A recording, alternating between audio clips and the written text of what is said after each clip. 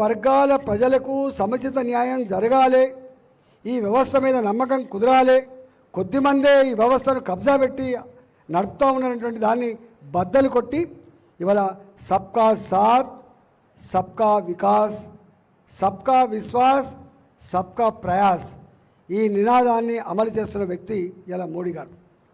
ఈ దేశంలో ఏ ప్రాంతం వాళ్ళైనా, ఏ మతం వాళ్ళైనా, ఏ కులం వాళ్ళైనా, ఏ సంస్కృతి సాంప్రదాయ వాళ్ళైనా అన్ని వర్గాల ప్రజల చేత శబాష్ అనిపించుకున్న నాయకుడు నరేంద్ర మోడీ గారు మాత్రమే.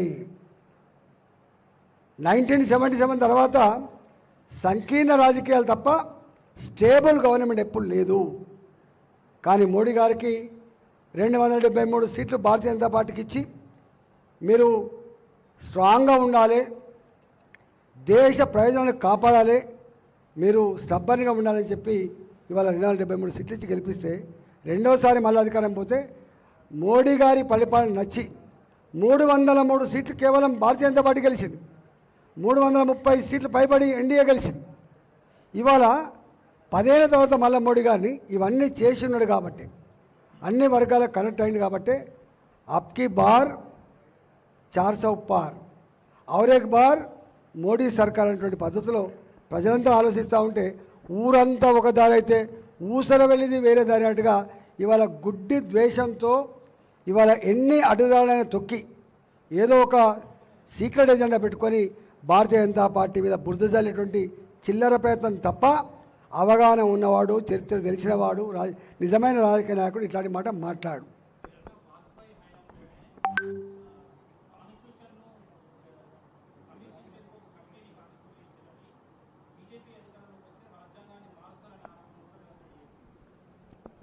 అసలు ఒక మాట అజయ్, రాజ్యాంగం 1950 జనవరి 20వ తారీఖున అడాప్ట్ చేసుకున్న తర్వాత 106 సార్లు రాజ్యాంగ సవరణ జరిగినమాట వాస్తవమా కదా మీరు చెప్పండి. రాజ్యాంగం అప్పుడున్న పరిస్థితులకు అనుగుణంగా అంబేద్కర్ గారు రాసింది. సమాజం మారుతున్న క్రమంలో ప్రోగ్రెసివ్ మేనర్లో ప్రభుత్వాలు నడవాలి కాబట్టి ఎప్పటికప్పుడు పాతదాన్ని సమీక్షించుకుంటూ కొత్తదానికి మనం రూపాలు చేయాలి కాబట్టి 106 సార్లు రాజ్యాంగ సవరణ జరిగింది. ఈ రాజ్యాంగ సవరణలో ఎక్కువ భాగం పంచుకున్నటువంటి పార్టీ కాంగ్రెస్ పార్టీ. 50 ఏళ్ళు ఈ దేశంలో 5 దశాబ్దాలు పాలించిన పార్టీ కాంగ్రెస్ పార్టీ అయినప్పుడు రాజ్యాంగ సవరణలన్నీ కూడా వాళ్ళు చేసిండ్రు, కొన్ని సవరణలు బిల్లు చేసిండ్రు. రాజ్యాంగాన్ని మార్చగలిగేటువంటి సత్తా ఎవరికి లేదు. రాజ్యాంగం ప్రజల అభివృద్ధికి నిరోధకంగా మారినప్పుడు కానీ, ఇప్పటి పరిస్థితులకు అనుగుణంగా లేనప్పుడు మరింత ప్రగతిశీలంగా ముందుకు పోవడానికి సవరణ చేసుకుంటే తప్ప రాజ్యాంగాన్ని మార్చగలిగే శక్తి ఎవరికి లేనటువంటి ఇంకిత జ్ఞానం కాంగ్రెస్ పార్టీకి ఉండాలి. ఆ జ్ఞానం లేదు కాబట్టి మాట్లాడుతున్నాను.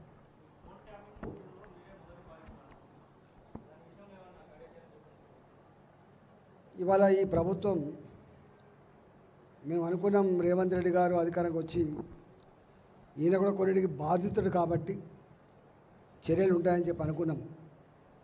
రెండోది అనుకున్నాం ప్రజలకు ఇచ్చిన వాగ్దానాలను అమలు చేసి అతి తక్కువ కాలంలోనే శబాష్ అనిపించుకొని ఆ పార్టీకి ఇంత జీవం పోతారని చెప్పి అనుకున్నాం.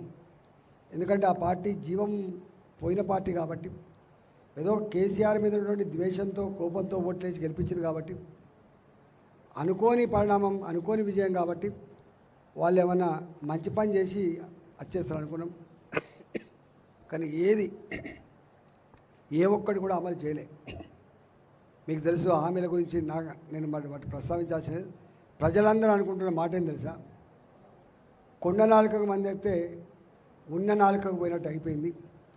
10,000 రూపాయలు రైతు బంధు ఇచ్చేదన్నాడు, ఈయన 15,000 రూపాయలు ఇస్తా అని చెప్పిండు. ఆ 10,000 రూపాయలు కూడా ఇవాళ దిక్కు లేవు. 2 ఎకరాలకో 3 ఎకరాలకో ఇచ్చిండ్రు, ఆపేసిండ్రు అనే భావన ఉంది. రెండవది ఇవాళ కౌలు రైతులకు కూడా 12,000 రూపాయలు ఇస్తా అని చెప్పిండు, అది రాలేదు. 500 రూపాయలు ఎంఎస్పీకి అదనంగా బోనస్ ఇస్తా అని చెప్పినాడు, ఇవాళ అది ఆ ఎంఎస్పీగా కొన్ని దిక్కు లేదు. మొట్టమొదటిసారిగా మళ్ళీ మోటార్ కాలిపోతున్నాయి, మొట్టమొదటిసారిగా మళ్ళీ పంటలు ఎండిపోయినాయి. కాబట్టి ఇవాళ దేంట్లో ఏ ఒక్క రంగంలో కూడా ఇవాళ మోసపోయినాం అనే భావన ఉంది. అందుకని రేవంత్ రెడ్డి గారు మోసపోయినాం మేము, మోసగించండి రేవంత్ రెడ్డి అంటున్నారు. కాబట్టి ఇవాళ దీన్ని ఎట్లా చేసి డైవర్ట్ చేసి ఈ రిజర్వేషన్ల ఇష్యూ ఇంకో చిల్లర భాష మార్చి కొంచెం సెన్సేషనల్గా పేడ్ మీడియాలో రాయించుకొని కొంచెం చేసే ప్రయత్నం చేస్తున్నాడు. కానీ ఇది చెల్లదు. రేవంత్ రెడ్డి గారు ఎట్టి పరిస్థితుల్లో కూడా ఈ పార్లమెంట్ ఎన్నికల్లో గెలిపించే సత్తా లేదు. ఫోన్ ట్యాపింగ్ ఇది ఇవాళ వాళ్ళ చేతిలో ఉంది. ఇప్పుడు రెవెన్యూ డిపార్ట్మెంట్ వాళ్ళ చేతిలో ఉన్నది. ఇవాళ ఆయన అన్నాడు సిబిఐకి అప్పచెప్పాలి అని అన్నాడు.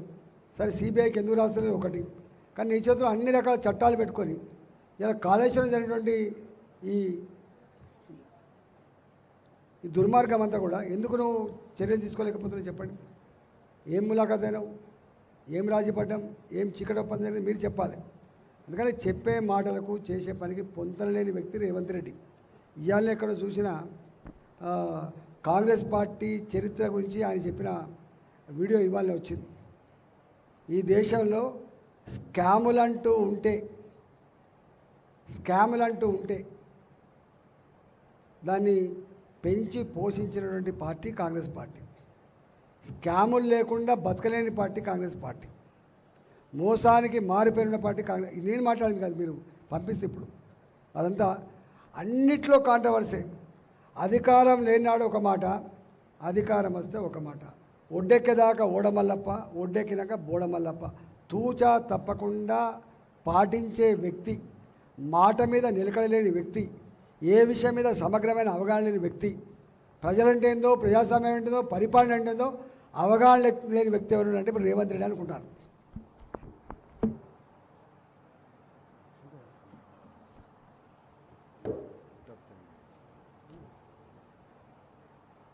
ఈ ప్రెస్ కాన్ఫరెన్స్